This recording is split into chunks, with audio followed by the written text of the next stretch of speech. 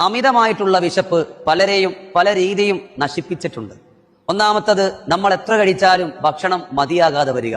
അതുകൊണ്ട് എന്താവും? അമിതവണ്ണം നിങ്ങളെ കാത്തിരിക്കുന്നുണ്ട്. അങ്ങനെ സംഭവിച്ചാലോ നിങ്ങൾ നിശ്ചയമായും ഷുഗർ, കൊളസ്ട്രോൾ പോലത്തെ രോഗത്തിന് അടിമപ്പെടും. അതിന് സംശയമില്ല. എല്ലാവർക്കും ഉണ്ടാകുന്നതിന്റെ പ്രശ്നം എത്ര കഴിച്ചാലും ഭക്ഷണം മടുക്കാതെ വരിക. അപ്പൊ വീണ്ടും ആർത്തിയോടുകൂടി കഴിക്കുക. ഇതിനെന്തെങ്കിലും പരിഹാരമുണ്ടോ? ഉസ്താദെ, മോനോട്, ഭാര്യയോട്, പ്രിയമുള്ളവരോട് പറഞ്ഞിട്ട് യാതൊരു കാര്യമില്ല. അവർ രോഗിയാണ്, പക്ഷെ എന്നിട്ടും ഭക്ഷണത്തിൽ അവർക്ക് നിയന്ത്രണങ്ങളില്ല. തീർച്ചയായിട്ടും ഇതിന് പരിഹാരമുണ്ട്.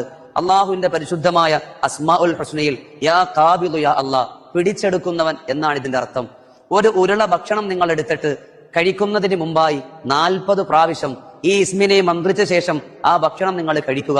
ഭക്ഷണത്തിൽ ബറക്കത്തുണ്ടാകും. ബറക്കത്തുള്ള ഭക്ഷണം കുറച്ചു മതി നിങ്ങളുടെ പള്ള നിറയാൻ, വയറ് നിറയാൻ, വിശപ്പടങ്ങാൻ.